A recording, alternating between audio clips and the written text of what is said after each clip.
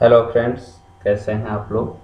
Friends, इसके पहले जो हम वीडियो लेके आए थे उसमें हमने भाषा के स्वरूप और भाषा की उत्पत्ति इस विषय में चर्चा की थी। जो हमारा आज का टॉपिक है वह ध्वनि है। यह बहुत महत्वपूर्ण टॉपिक है और जो इससे हमारे विभिन्न प्रतियोगी परीक्षाओं में और जो हमारा डीएलएड प्रथम सेमेस्टर है उसमें भी बहुत सारे क्वेश्चन इस टॉपिक से आते हैं। तो आज हम इस टॉपिक पे चर्चा करेंगे। इस टॉपिक के अंतर्गत हम 4 बिंदुओं पे आज बात करेंगे कि ध्वनि क्या है, इसके बाद वर्ण क्या है, वर्णमाला और स्वर। इन 4 बिंदुओं पे हम बात करेंगे आज। ध्वनि किसे कहते हैं? ध्वनि जो है शब्दों की आधारशिला है जिसके बिना शब्दों की कल्पना नहीं की जा सकती। माने शब्द जो है वह ध्वनियों से ही मिलकर बनते हैं। अ, आ, ई और ई आदि जब मनुष्य के वाग इंद्रियों माने उच्चारण स्थान जो होते हैं उन्हें वाग इंद्रियों द्वारा जब व्यक्त होते हैं तब ये ध्वनियाँ कहलाती हैं और इनके लिखित रूप को वर्ण कहते हैं। कहने का मतलब अगर हम बोलते हैं तो यह ध्वनि हो गई और जब इसी को लिख दिए तो यह वर्ण हो गया। ध्वनि बोलने और सुनने में आती है लेकिन वर्ण जो है वह लिखने, पढ़ने और देखने में आता है।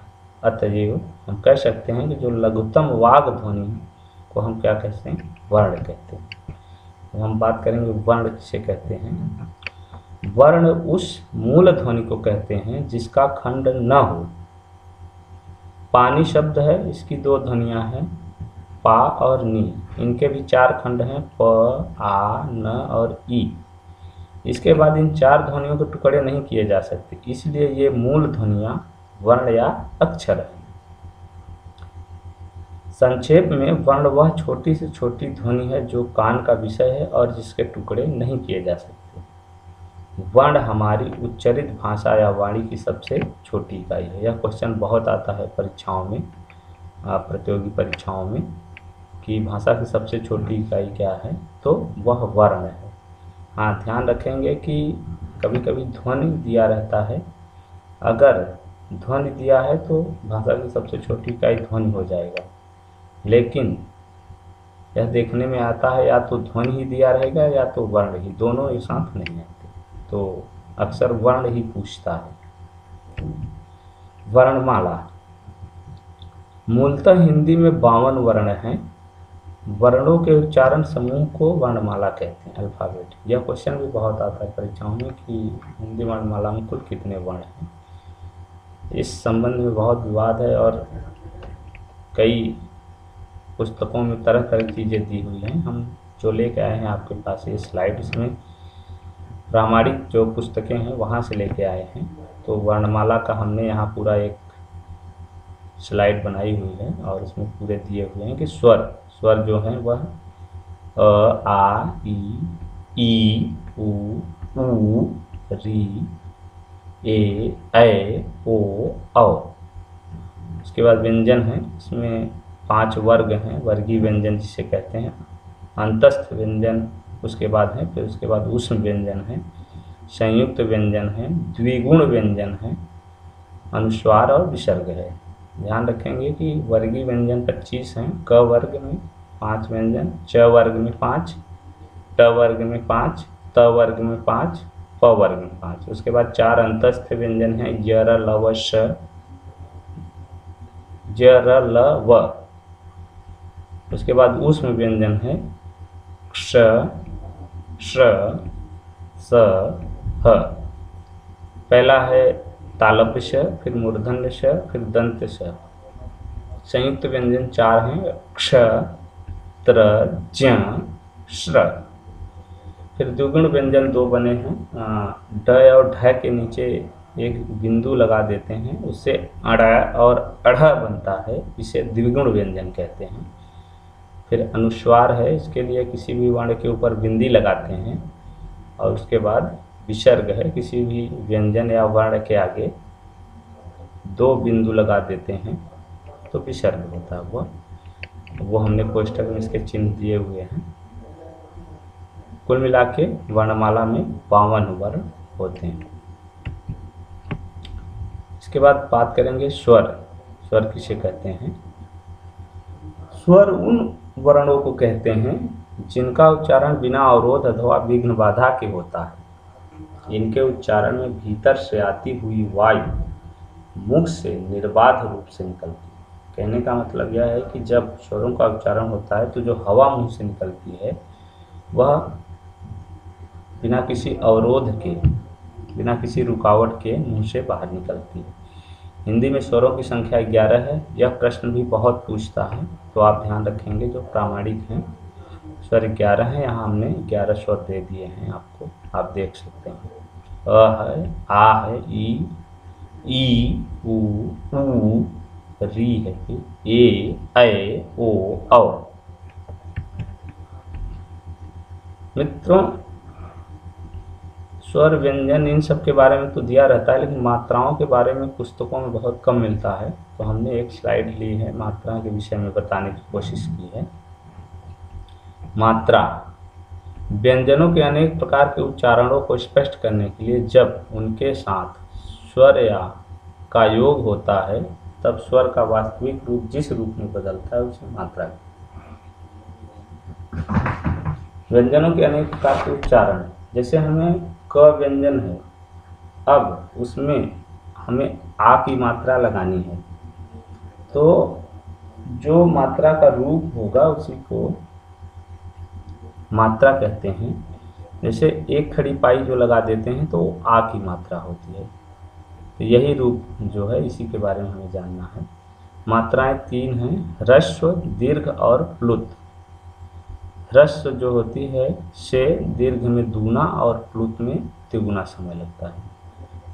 प्लुत संस्कृत में चलता था, संस्कृत में भी, वैदिक संस्कृत में इसका प्रयोग बहुत हुआ है। हिंदी में नहीं चलता है, हिंदी में प्लुत जो है इस मात्रा का प्रयोग नहीं होता है। मात्राएं स्वरों की होती हैं, व्यंजन की नहीं, आप जानते हैं, क्योंकि व्यंजन जो है स्वरों के सहारे ही बोले जाते हैं, इसलिए व्यंजनों की मात्रा नहीं होती बल्कि स्वरों की ही होती है। जब स्वर व्यंजन में लगते हैं तो उनके 10 प्रकार के रूप बनते हैं।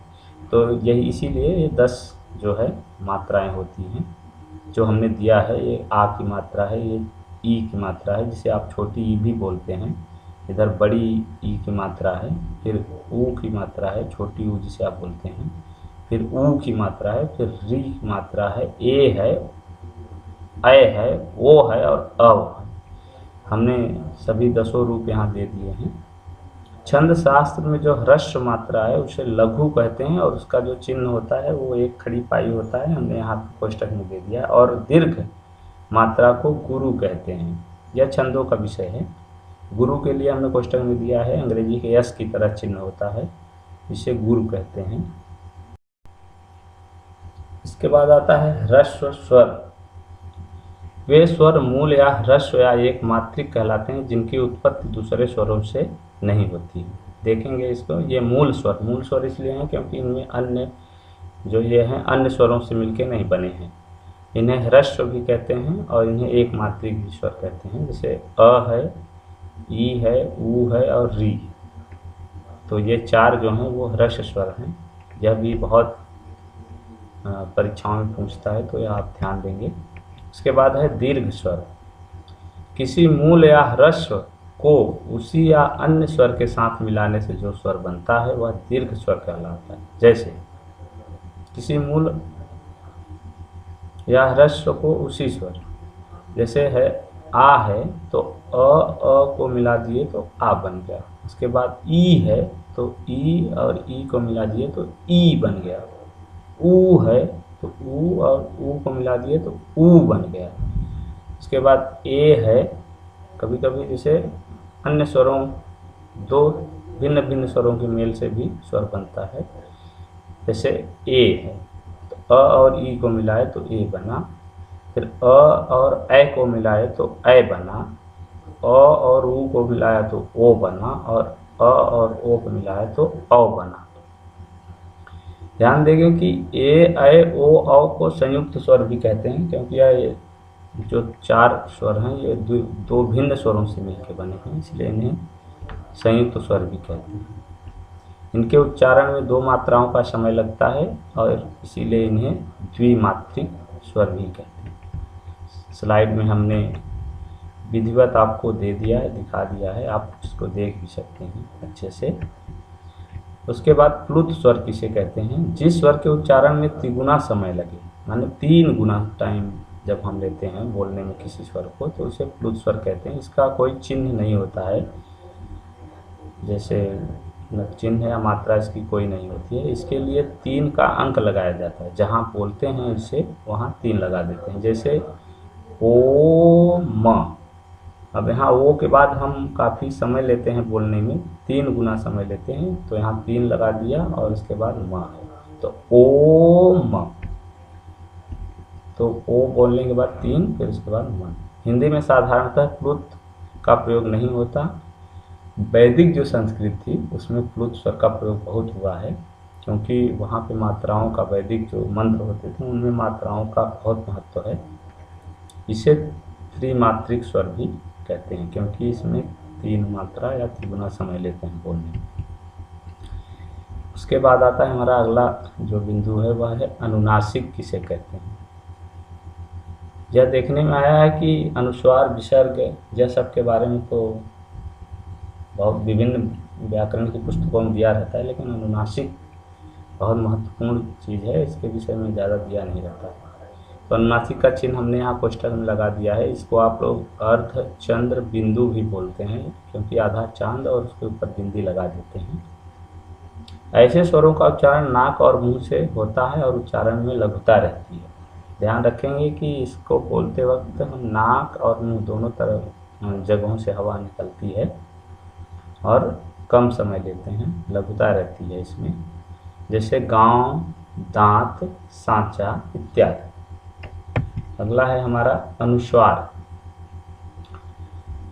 अनुस्वार हमने कोष्ठक में दिया हुआ है, एक बिंदु किसी भी वर्ण के ऊपर लगा देते हैं तो उसे अनुस्वार कहते हैं। यह स्वर के बाद आने वाला व्यंजन है जिसकी ध्वनि नाक से निकलती है, जैसे अंगूर, अंगद, कंकड़ इत्यादि। ध्यान देंगे कि अनुनासिक में जो मुख से हवा निकलती है वह मुंह और नाक दोनों से निकलती है, लेकिन और उसमें लघुता रहती है, कम समय लेते हैं बोलने में। लेकिन अनुस्वार में हवा जो है नाक से ही निकलती है और इसको हम थोड़ा खींच के बोलते हैं, जैसे कंकड़। इसके बाद अगला हमारा है विसर्ग। विसर्ग का हमने यहाँ कोष्ठक में चिन्ह दे दिया है, किसी भी वर्ण के आगे 2 बिंदु लगा देते हैं, उसे विसर्ग कहते हैं। अनुस्वार की तरह विसर्ग भी स्वर के बाद आने वाला व्यंजन है।